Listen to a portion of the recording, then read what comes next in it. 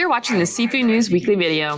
This episode of the Seafood News Weekly Video is brought to you by the 4th Annual Association of Genuine Alaska Pollock Producers, or GAP, Wild Alaska Pollock Meeting, taking place at the Westin Seattle in Seattle, Washington on October 17, 2022. The meeting will bring together representatives from all segments of the wild Alaska pollock industry, marketing experts, and visionary speakers designed to challenge the status quo and inspire collaboration for tackling future industry challenges.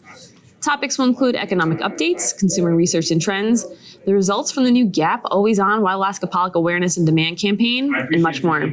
Seafood News and Urner are proud to sponsor this event. GAP would also like to thank the Port of Seattle for its gold level sponsorship. For more information to register for the meeting, please visit alaskapollock.org. Don't miss out.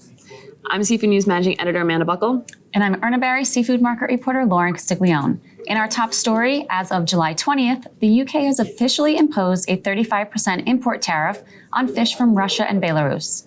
In March, the UK government announced a ban on exports of high-end luxury goods to Russia, as well as new import tariffs on key Russian products in response to Russia's invasion of Ukraine. Whitefish was among those listed to face an additional tariff increase of 35%, but by early April, the government said that they were going to review how the tariff might impact the UK seafood sector before implementing.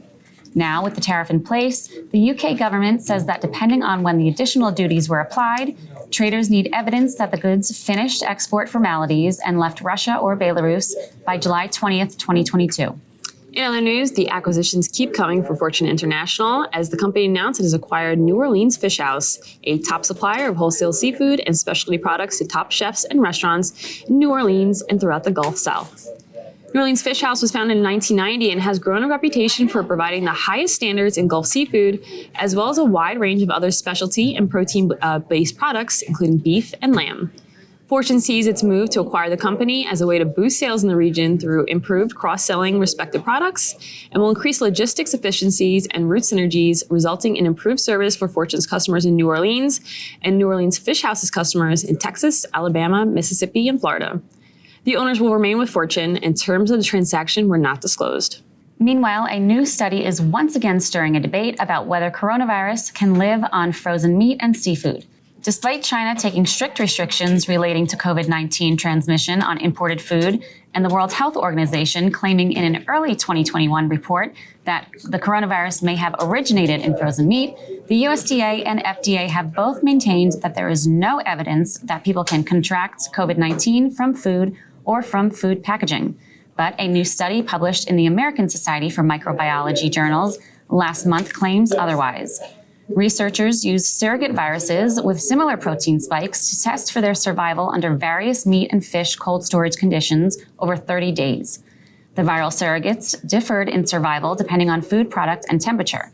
However, the study found that overall the viruses survived for extended periods of time at high concentrations at both refrigerated and frozen temperatures. And finally, U.S. Coast Guard inspectors of vessels and safety equipment are rarely welcomed by skippers and crew, especially in Bristol Bay, as the fleet prepares for the largest salmon run in recorded history. But this year, sharp-eyed Coast Guard examiners discovered a problem with Imperial immersion suits that can mean the difference between life and death. Examiners discovered what appeared to be an issue of glue delamination or lack of adhesion on recently manufactured Imperial immersion suits. The delamination issue was noticed in the area where the zipper assembly meets the face piece and again on the foot pads. The immersion suits, formerly known as survival suits, are distributed by UK-based Servitec and made in Mexico. Servitec was informed of the findings and reported that they found a similar issue in an Imperial immersion suit in their inventory that was from a different lot number than the ones identified in Alaska. It is not clear how widespread the issue is. Subscribe to our channel below, and don't forget to head over to seafoodnews.com or visit the Seafood tab in Comtel for a comprehensive look at the latest market and industry news. And you can also listen to a new episode of the Seafood News Podcast, released on Spotify, SoundCloud, and iTunes every week. Thanks for watching, and you Be well.